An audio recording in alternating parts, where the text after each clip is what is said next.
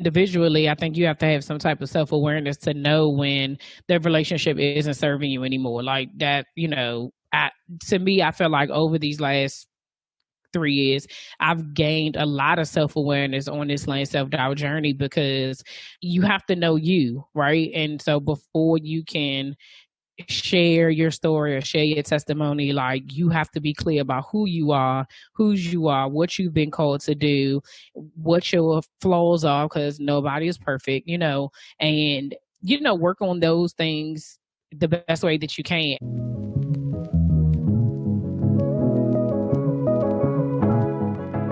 Hey mamas, welcome to the More Than a Mother podcast, where we believe you can pursue your dreams and be a great mother at the same time.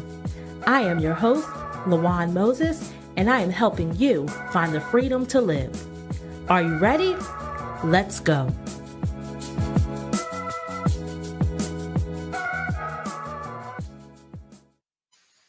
Hey friends, welcome back to the More Than a Mother podcast. This is your host, LaJuan Moses, and I am back with you again for another great episode.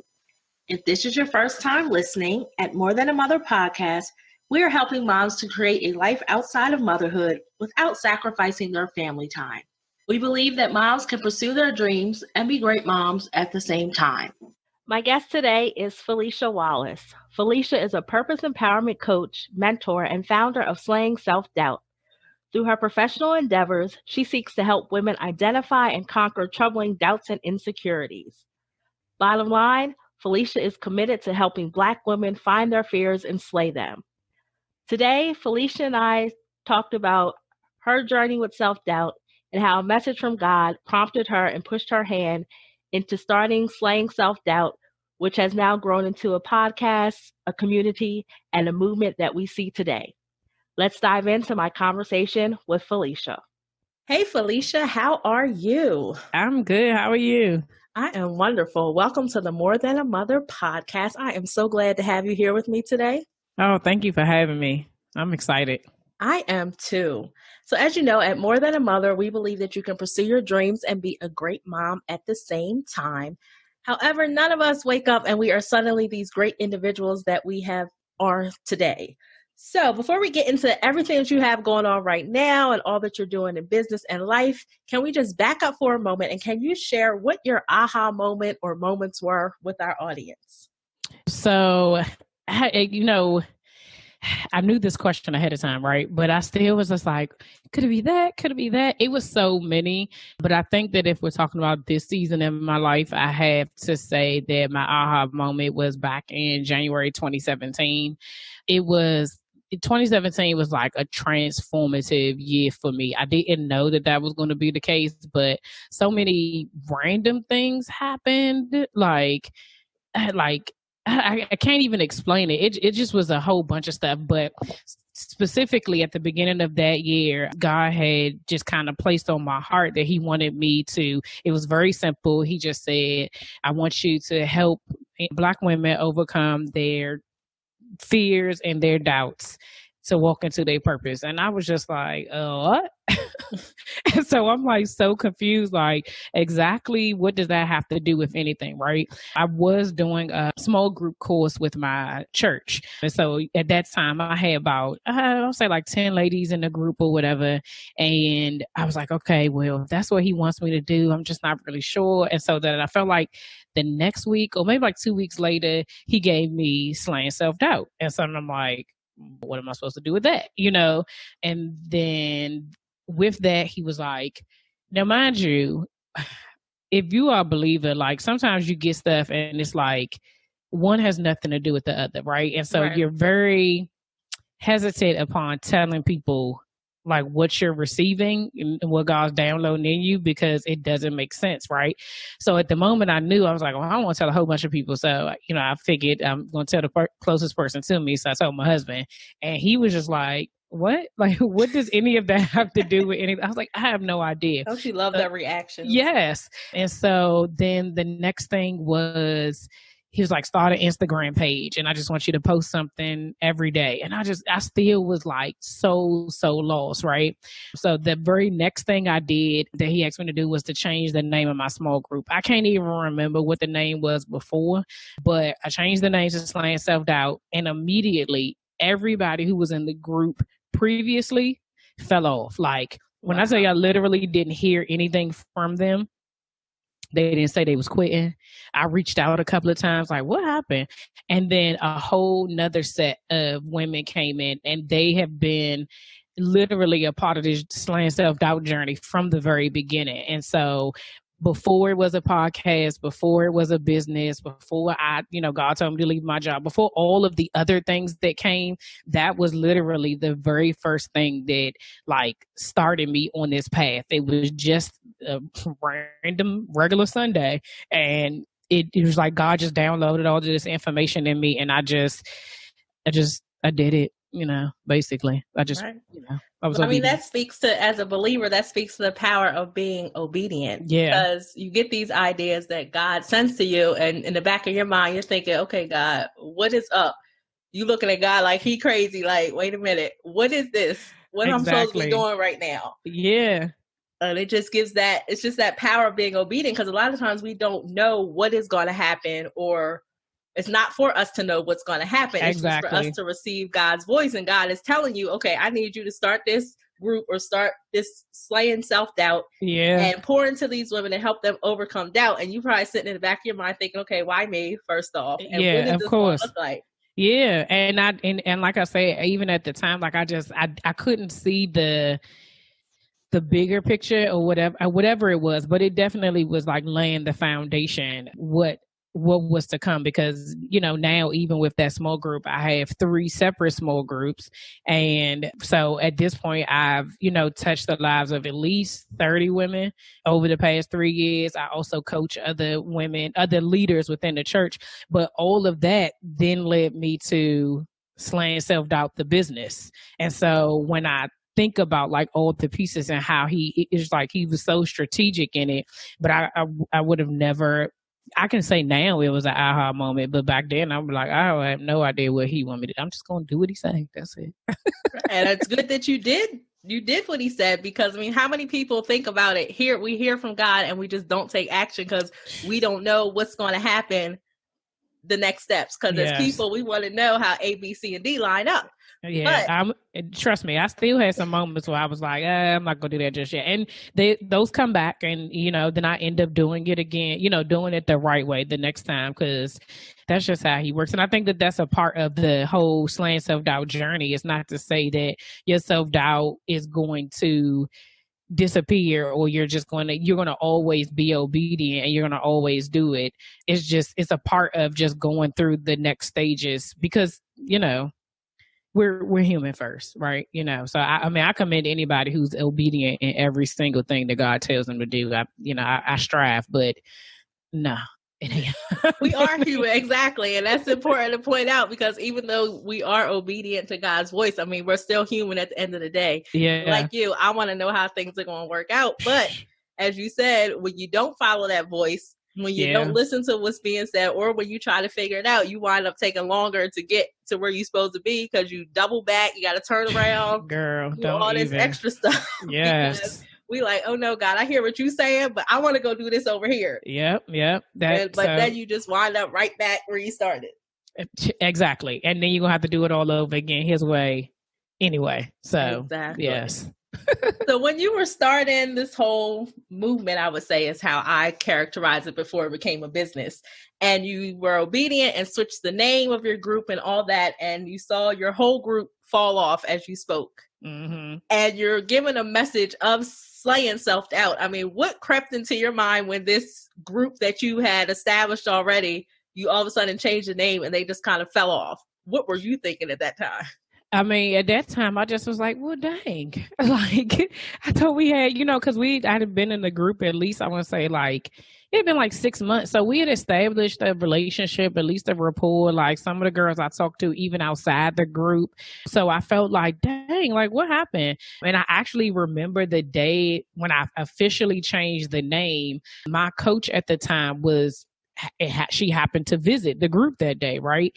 And the very first girl who joined, she was visiting the group that day as well. So here I am like, okay, this is going to be a great, group for my coach because she'll see everybody's involved. But literally, it was me, her, and the new girl. And so I was just like, well, this is weird, right? Like, and so I'm sitting here like, well, do I continue to go with the group? Do I continue? And I did it. I did the hour and a half that we spent together. And it was literally like, a part of me knew that those people had to go in order for me to walk into where he was going to go.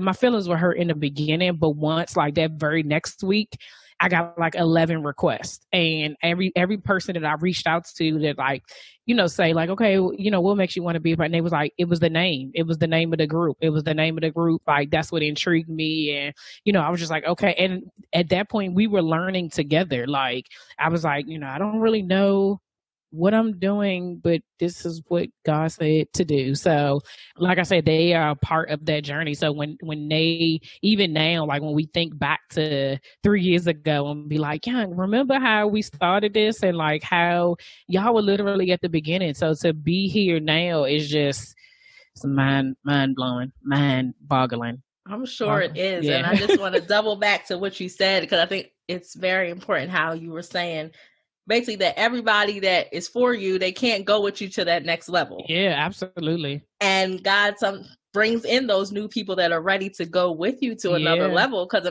easily those people could have stayed on, but if they weren't invested into what you had going on, it could have changed the whole makeup of the group. It could have brought down like the morale, whatever it was that you had going on.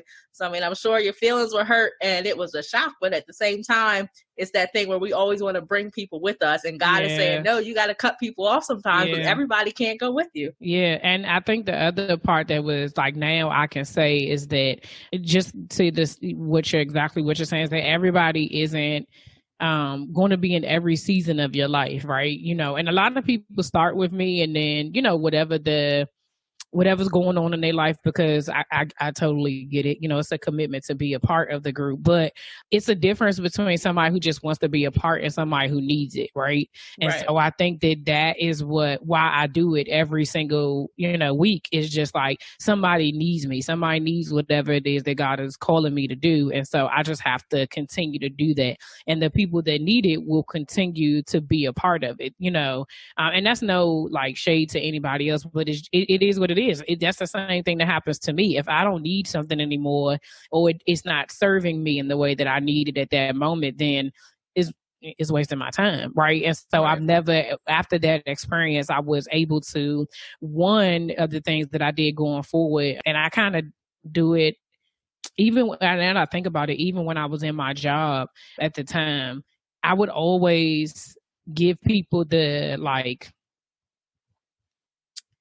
grace to be able to walk away. Right. And so that was one of the things that I really am like big on, is just like, I'm like we said earlier, we're all human. I'm a person. Everything ain't for everybody at all times. Right. And so I'm always like, if this is not serving you anymore, let me know. You don't have to stay with me just because you like me. Like, we can be friends outside of this, but if this isn't serving you anymore, go forth and be married. And I'm cool with that, because that's growth. That's a part of my growth. If you're able to grow out, then that means I've actually done my job, to be honest. Like, like in these situations, like, I just didn't want anybody to need me. Like, I need you to go up and out. Right. You have to grow, because people can't stay all the time. So, if you're not growing, then are you really serving a purpose? So right. Exactly. That is what you're saying, is that you need that grace to give people to say, okay, if this isn't for me, it served its time, it served its purpose, and it's okay. Go ahead and be fruitful, whatever the word is. Do exactly whatever it is you're being called to do, because my walk is my walk, your walk is your walk. I don't ever want any, it's very easy for us to hold on to people, and in a certain type of relationship. Like I said, that just means that you can do life together in a different type of way. It doesn't have to be in this way necessarily. Exactly. Yeah. And people don't realize the different levels that there are to relationships. Yeah. But just because you're saying that it doesn't serve their purpose to be in this group or however they were interacting with you before, it doesn't mean that that person's out of your life completely. And I mean, we can refer that to any type of relationship we have, that when that season is over, that person can still be a part of your life, but it's just like a different capacity that they are in. It doesn't mean you're completely cutting people off. Absolutely. I mean, and you can relate that to best friends that you may have had growing up, to where y'all were tight, did everything together. But then as you grow up, get older, you may not be as close, but it doesn't mean that you aren't still friends. It's just you travel different paths. So it crosses over into so many areas of life. Yeah, absolutely. Yeah, exactly. And I think that you have to be, for us individually, I think you have to have some type of self-awareness to know when the relationship isn't serving you anymore. Like that, to me, I feel like over these last 3 years, I've gained a lot of self-awareness on this lane self-doubt journey, because you have to know you, right? And so before you can share your story or share your testimony, like you have to be clear about who you are, whose you are, what you've been called to do, what your flaws are, because nobody is perfect, and work on those things the best way that you can. And I think I've always been a person that understood that people are in your life for a reason or a season, right? Reason, season, or I think it's a third thing, but I can't remember. But and I'm okay with that. And I think that I've always just I've been okay with that. And so it makes, to me, for me personally, it makes relationships easier. You know what I mean? Because if I have the discernment to be able to see, okay, this is coming to an end, I'm okay with that. Like I know that God has whatever the purpose was for this time for us to be in relationship together.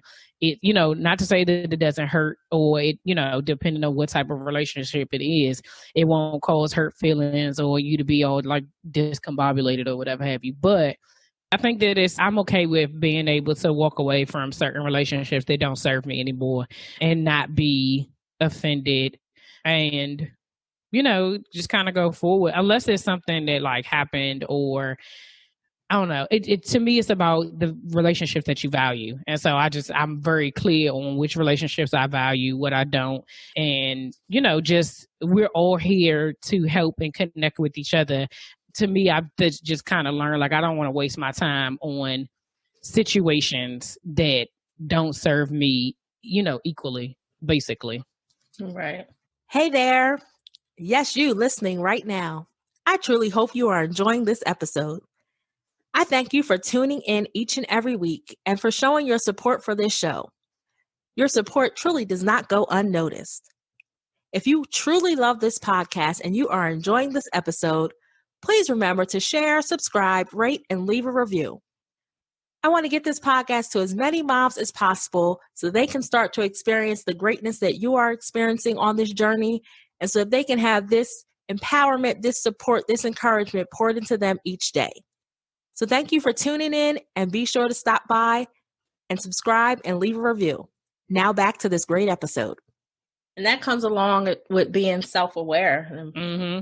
And that is the big piece of it. So as you are in this journey to slaying self-doubt, self-awareness and all, what would you say, what kind of doubt kind of crept up in your mind as you're on this journey? I think there was two things. So as I was on this journey after my aha moment, everything in the small group was fine. Like things were going well. That was growing. Even when I put the information out to, like I said, I usually give people time to be able to say, okay, if this isn't serving you anymore, you can remove yourself from the group. It's fine. No hard feelings, whatever.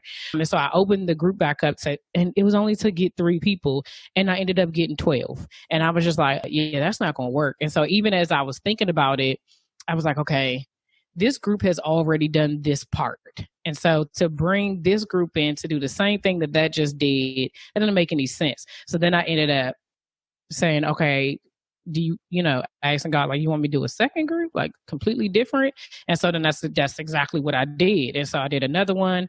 So that was 2 and then 3. So in the midst of the second group is when God then told me he wanted me to do the podcast. And I was just like, nah, I'm not really sure that that's what I want to do. Like, I'm already sharing with these women, right, that are random. Yeah, didn't know any of them. And I'm like, you want me to talk to people I can't even see, I don't even know, like, what happens if this, that. And so the things that popped into my mind was like, specifically with the podcast, was like, was anybody going to listen? Did anybody care? Why should I share my story? What difference is it going to make? I didn't like my voice. I didn't know anything about podcasting. Although I listened to podcasts, I didn't know anything about it. Like, how was I going to do it? And then what day should I do? Like, it was, so I'm an overthinker in general. And so, and to add to that, I also have anxiety. So all of those things, just like, I can talk myself out of everything. And so one of the things in the beginning was like, okay, I'm going to get my life together. Then I'm going to do the podcast. And I couldn't get my life together. Right. And so then one day, God just was like, this is a journey. And so it was like at that moment, once I realized it was a journey. Now, I launched my podcast in March of 2019. I recorded my very first episode in July 2018. I finally got everything. I sat down, nervous, voice and all. It took me like 57 takes to like really like get through the story. I got through it. And then I was just like, okay, I did that part. Then that July. Then I wanted to say December, I recorded the second one. Again, of 2018. And then January of 2019, I recorded the third one. Again, I did not publish anything until March, and I kept pushing it out and was just like, I don't know. And I kept seeing people. And the interesting thing was that during this time, I was listening to a podcast who was like encouraging, people to like do whatever it is they're going to do. Right. And so it was so many people during that time that were launching podcasts around me. And I just was like, what the crap is happening? Like, right. And it was just like, he kept saying like, girl, you better hurry up. You better hurry up. And so I just was like, okay, let me just do it. And that very first year was like, it was hard. It really was, because I was overwhelmed with me. It had nothing to do with what I was doing. It was really about me, like how I was showing up, what I was going to look like to everybody else, what I was going to share. Like the fact that he wanted me to tell different things about my life. I was just like, I don't want people to know my business. And on top of the fact, some of it was fear of like failure, fear of success, fear of like imposter syndrome of like, yes. People will think, here I am telling you to slay yourself out, but I'm walking around here nervous as I don't know what, if somebody opened the door and I didn't know they was there, like, right. It was so many things that I just was like, oh my goodness. And it doesn't go away. So it hasn't. So I'm very intentional now with the podcast. Like prior to recording, I literally have to pray, write in my journal, listen to some worship music. Like I have to get myself together before I do it. Just because I know it's there, and there's times that I've recorded a whole episode and I'll delete it and be like, that wasn't authentic enough. Right. Because I still am holding back. And so then I'll, re-record and I'm like, okay, let me just, go ahead and do it. But yeah, all the things, whatever you can think of, I got it. And how ironic it is that all the things that you have, your message is out here to slay self-doubt. But what better messenger can God have than somebody that's walking in it? So that adds the authenticity of it, because you're actually living in it and showing that it never goes away. Yes. And you were standing in your own way, like as we all do. I'm an overthinker. I will plan, and won't take action. I mean, this podcast was probably the most spontaneous thing I've ever done in my life. But I'm a planner. I get overwhelmed by myself. Like you, I talk myself out of so many things, but it's those things that you can't get away from. And it's just the fact that I think that since you're walking in it, you're living in it, it gives you that authentic message so that you're able to say, okay, I still have self-doubt. I still struggle, but here I am every week doing this Slaying Self-Doubt podcast, sharing my story, being open, being transparent, bringing people on. And that to me is empowering to others who may struggle with self-doubt or anxiety, whatever it is, them to see you and hear you talk about your own struggles, but yet say, okay, here she is doing this whole podcast, doing this whole business now, doing these groups. but yet she still has her own struggles. So that's powerful in itself.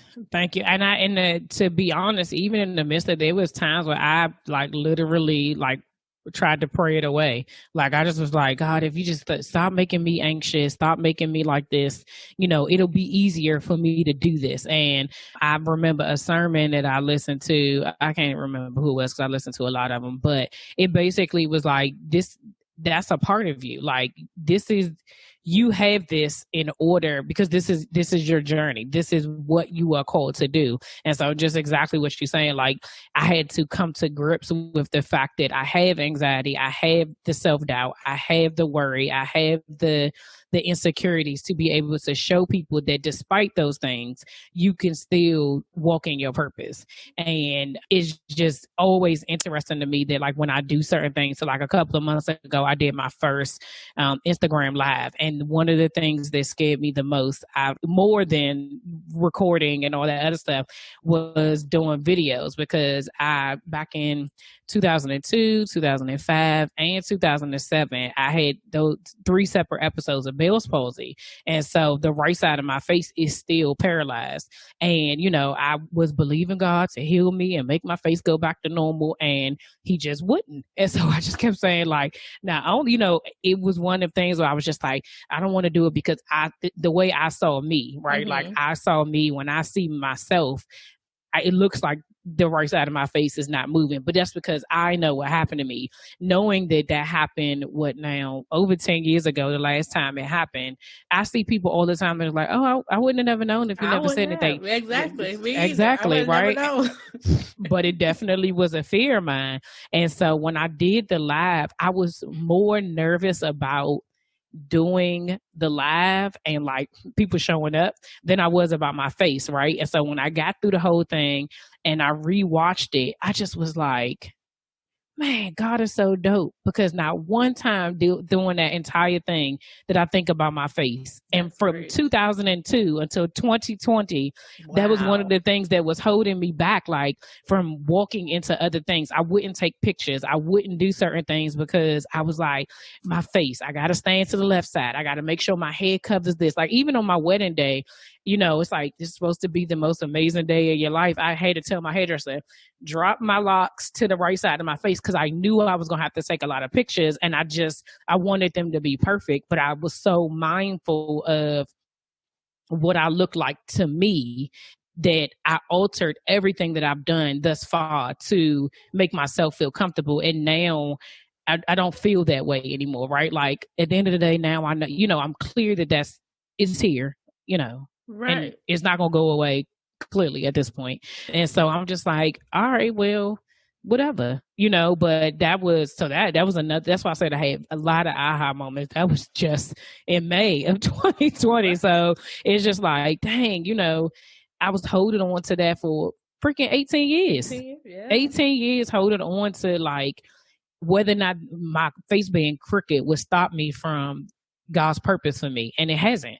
You know, and sometimes we think that one thing that either only you can see, that thorn in your side, that God just is like, this is your reminder, right? And so that's what I always say. I say, that is my thorn, my reminder that despite my shortcomings, he still uses me. And so, you know, yeah, I told you I'll be having, it's a lot. That's powerful. I mean, for 18 years, I mean, just to have that freeing experience just a few months ago, I mean, that in itself is powerful, because it's so much that we as individuals don't think of that kind of hold us back. Because I know I have my own strongholds and things that I struggle with. And just in listening to you talk, and I was receiving messages that you were giving, because I'm sitting here thinking, when I'm doing this More Than a Mother podcast, all these motherhood struggles and things that I'm having, and all these life struggles that I'm having, trying to do my boundaries, priorities, everything I'm teaching other people to do. But having this conversation with you here today, I'm kind of like receiving that message, like, this is you. Yeah. This is what you go through. So that's why you are the person to teach that. Because I mean, it's many days I'm like, look at my household. How am I out here teaching people how to be more than a mother? And it's all craziness in my household. Like, and it does. It's that doubt that creeps up and everything that always comes to have us question. But if we let that stuff hold us back, then we would really not be living in our purpose. Absolutely. And God doesn't call perfect people. I mean, he uses the people that he calls. And if it's a calling over our life, no matter how much we try to talk ourselves out of it, we can't get away from it. So it's just up to us to show up like you did in May. Yeah. You showed up and you didn't even think about your face. And now that's a freeing experience in itself. It was. Yeah. I even, like I said, I go back and I look at it and I'm just, I remind myself, like, just recently my therapist and like I said, I do old things. So I go to therapy, I talk to Jesus, I talk to so it's it's legit. Like this journey is going, like it's a everlasting thing, right? And so even as I was talking to her and we were having a conversation about it, I was just like, oh, I haven't really done anything with the business aspect. And she just encouraged me to, write down my wins. And I was just like, I don't think I have anything. I don't think I have anything is what I was saying. And so she's like, so you didn't do nothing since, June 28th, 2019. And I was just like, I mean, I guess I did some. And once I started writing it, girl, it was you did a whole lot. I only know you for a few months. this is why I tell you I be tripping. Like I know that I be tripping, okay? But like when I wrote everything down, I was like, dang, like you really did do this. And I think that we just have to give ourselves the grace, give ourselves the grace and understand that, what we've been called to do. And I think you said earlier, like God doesn't qualify the called the qualified. He qualifies the called, right? And so I wasn't qualified before he called me. I'm qualified now, and still trying to get qualified, right? Because we don't have everything perfect. And I don't think that that's what people want to see. Like we want the authenticity of like the fact that, okay, today's not a good day, and Felicia's now on this podcast telling you that she's crying her eyes out, in the corner somewhere because she's completely stressed out. And then the next episode, I can tell you how good God was this week and the fact that I'm better. That's real life. It's real life. We go through ups and downs, and you can be on this thing where things are great, and then you can have days where they're not so good, and there's nothing wrong with that. You know what I mean? So, yeah. But I think it speaks to just the powerful nature of podcasts like yours, podcasts like mine, to where we're showing that transparent side, because so often in the days of social media and everything that we're seeing, we don't see those transparent side because everybody wants to show their best, most perfect moments. So I think when podcasts like ours pop up and things that we're doing, we're giving people that freedom to be who they are. And that's why they resonate with the content that we create and the things that we do. Because it's like, okay, these people are running businesses, but they got all kind of craziness happening in the background. They still live in real life, but it's not stopping them from showing up and doing what they are called to do. Absolutely. Absolutely. Yeah.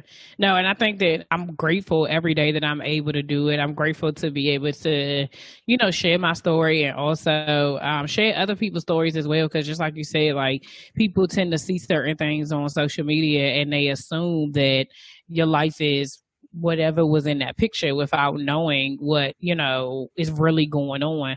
And I think that once we all start to get to the heart of each other, it helps us to be able to connect and be able to grow real relationships and do exactly what it is that God has called us to do, which is to connect. So, yeah, I'm gonna keep doing it till He tell me not to.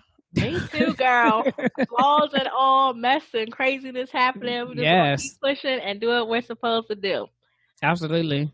Do you want immediate access to new episodes, products, events, workshops, and even freebies? Then I invite you to join the More Than a Mother community today. Head on over to lawanmoses.com to get on the list today so that you can be a part of our ever-growing community. I'm so excited to have you here, and it will be just such a joy to have you as a part of my community. And by the way, I don't want you to miss out on all the greatness that is coming your way, all the transformation and just things that we will be doing that will just pour into your life and continue to give you that love, support, and encouragement that you so need right now. So check the link in the show notes so that you can get the correct spelling of my name and head over to lawanmoses.com to join the community today. So you talked about the podcast, talked about your groups and how this has all evolved into a business. So what kind of things are you doing right now with Slaying Self-Doubt? So with Slaying Self-Doubt, I had so if I'm being very transparent, entrepreneurship was not something that I wanted. I remember, I want to say like a year before God put in my spirit for me to leave my job. I was talking to my sister and I was like, I don't ever want to be an entrepreneur. It's too much work.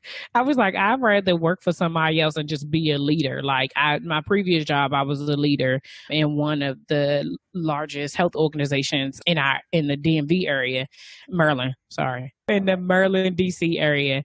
And I was just like, I can't be an employee no more. Like because I'm like, one, I knew that like leadership is something that God had already called me to do. It's something I do well. But I was just like, I got to think about, no offense, but I was like, I got to think about like working with stupid people. And I just can't, like under certain people's leadership, like I just can't do it. And I'm just like, because of the type of person that I am, like if I see something wrong and it needs to be changed, I can't be a regular employee and like just submit. I need to be able to make change. Right. And so I was like, I could leave somebody else's company. I'm okay with that. And then the next year, God was like, okay, it's time for you to go. I'm like, and do what? And, and then it was like, run your own business. Oh, you is tripping, Slim. Like, you cannot be telling me to go do this. So all the time, I'm just kind of like, I don't know exactly what it is that he wants me to do. But with the business part, it's a mixture. So it's a mixture of coaching, podcasting, and really, so those are the two major things, but they all just kind of, they're like a big umbrella, right? And so he's giving me ideas of how to just like go down. And so for me right now, podcasting is definitely number one because that was the first thing that he calls me to do. And I'm very, very clear on the fact that to do the last thing that God tells you to do until he tells you to do the next thing.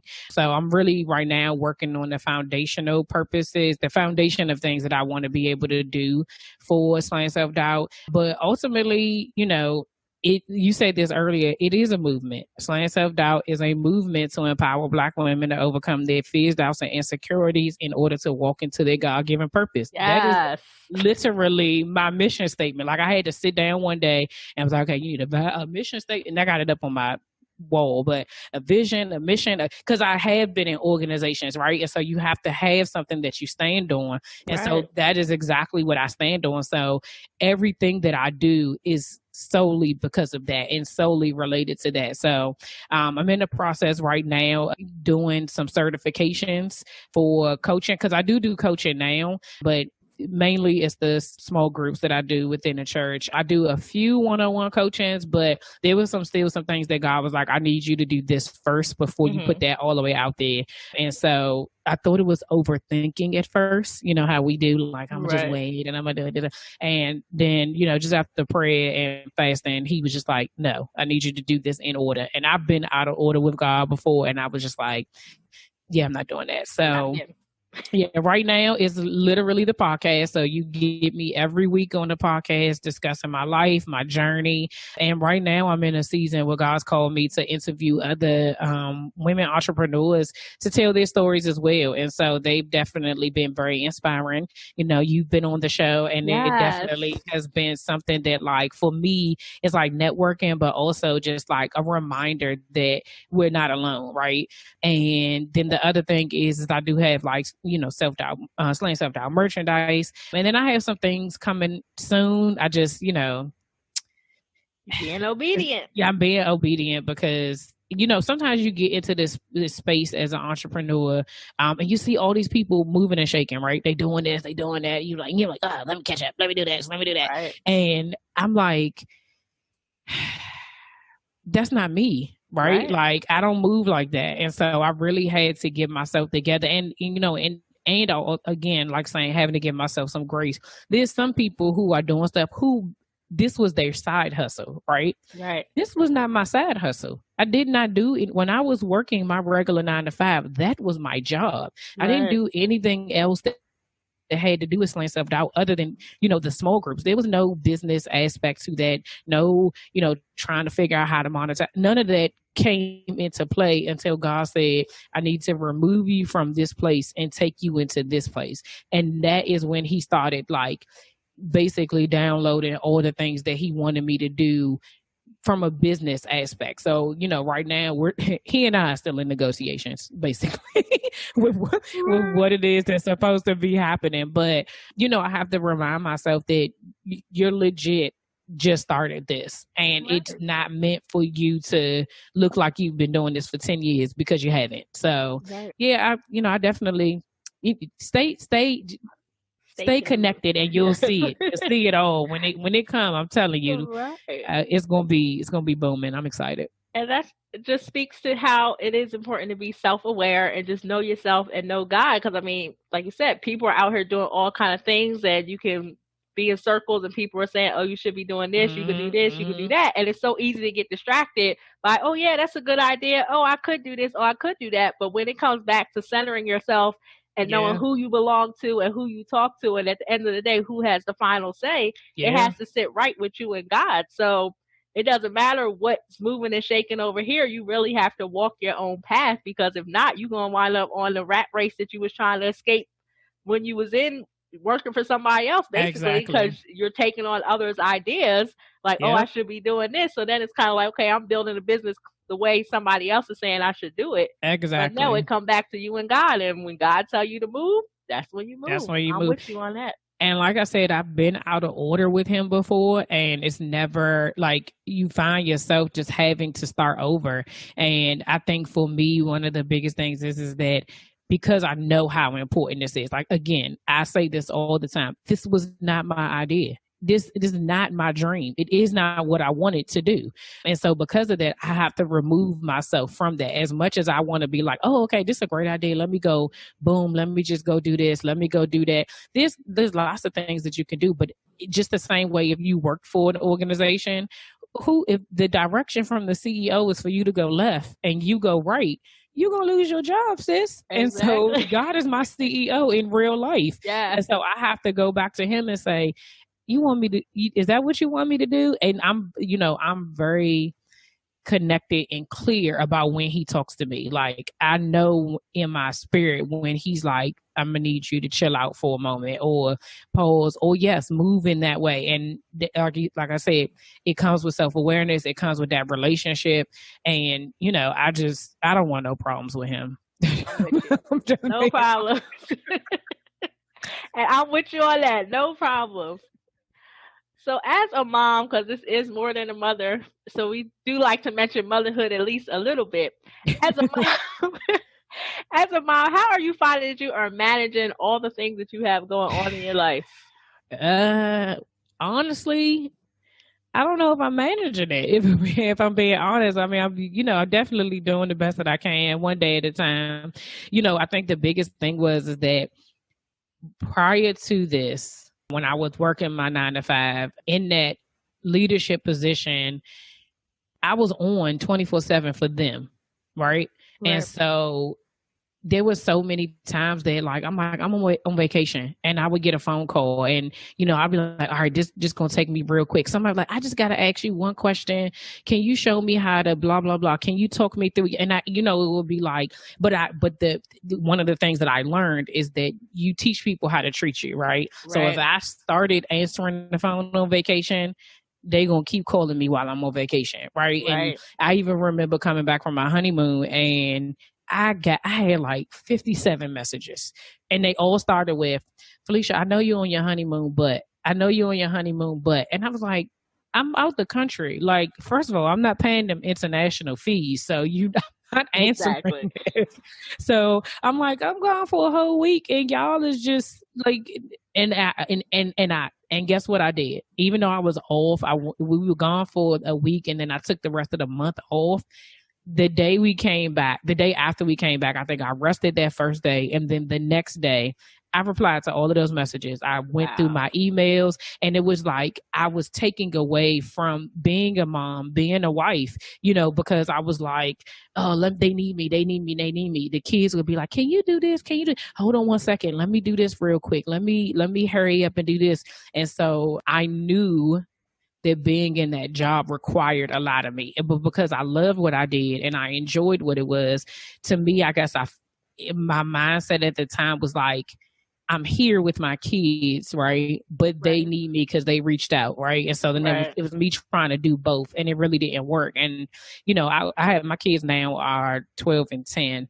And I've always taught them that just like, you know, we do like these check-ins where I'll say like, you know, how do you think mommy could do better? How do you think daddy can do better? What can we do better? And they used to always say like, you spend time with us. This was me. Like they're telling me like, you could play with us. You could spend more time. And I would be like, I do. We watched a movie 2 weeks ago, you know? And so when I made this transition to come home, my intention the first 3 months was, it's all about my kids. And the joy I got out of just being able to pick them up from school, drop them off every single day, ask them what they wanted and give them like making lunch. Like even, you know, during this COVID season, you know, I know it's been a lot, but one of the things I was grateful for is that I was here, that I was home with them to be able to be with them through this pandemic that will be a part of our history, right? But I didn't have to go to work because the job I had, I would have been essential if I was still there, and I would have had to go to work every single day. And so I think it's just, I've learned to take one day at a time. I've learned to listen to my kids, even if I think that they wrong. I at least listen, you know. But I definitely, I've taught them to just like explain it to me, because we have an assumption in our own head of what we think their happiness should look like. Like you should just be happy with this, right? But it's not the same thing. And so I really do try to, like, we are a family. You are a part of my family. So my goal is to really make you feel like it, you know. And if I have to explain myself that what you said either doesn't make any sense or, you know, I understand how you feel, however, this still has to happen type situation, then, you know, I do that. But I think that really it boils down to just taking it one day at a time and reminding myself that I'm not perfect, right? And that, you know, God definitely blessed me with the kids that I have, and I want to honor them the best way that I can. And so, you know, I'm doing better now, and I'm happy that they're happy, basically. That's real good. So what is a tip that you would offer to a mom who is right now struggling to figure things out, manage all the things in her life right now? What's one tip that you could leave with our audience? Ask for what you need. I think that we sometimes as moms, we juggle so many things, you know, like work, being a parent, being a spouse, being a partner, being a friend, being a sister, being a cousin, being a daughter, being all of those things, right? We have all these things, and sometimes we put the pressure on ourselves to be everything to everybody, and you can't. And sometimes you just have to ask for what you need, whatever it is in that moment. If it's quiet, if it's space, if it's fun, if it's, you know, like, ask for what you need and don't feel guilty. I know it's mom guilt is real, but you do have to ask for what you need, because the reality is that can't nobody read your mind. They can't read your mind, and they don't know. And I think that to add to that, I would also say, like, give your kids a little bit more credit, especially once they start to get older. Like when they babies, they are dependent on you, but I also think the kids see us, right? And so they see what we do, they see what we're trying to do, and they understand we're doing our best too. So I guess the other part would be give yourself some grace, but definitely ask for what you need. That's good. That's real good. I mean, that's great advice to leave people with. As you said, we tend to, especially moms, think everyone's a mind reader and we want to do everything ourselves. So those are two great pieces of advice: to ask for what you need and to give your kids more credit. And then you threw on give yourself some grace also, which is great. I did. Well, thank you, Miss Philicia, for joining me today. If you could just you are so welcome. Yes, if you could just tell our audience where they can find you online. So it should be, mostly easy. You can find me on all social media platforms. Well, no, not all. I'll take that back. So Instagram and Facebook, you can find me as Slaying Self-Doubt. I'll be on the Twitter sometimes, but usually it's Slay Self-Doubt, because they was being haters on a number of characters you can use in your name. And you can find me on my website at www.FeliciaWallace.com. It is not by Philicia. It is PhiliciaWallace.